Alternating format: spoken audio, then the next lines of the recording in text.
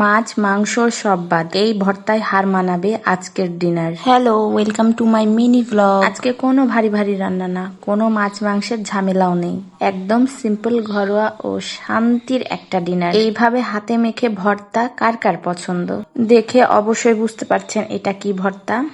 এটা হচ্ছে বেগুন ভর্তা।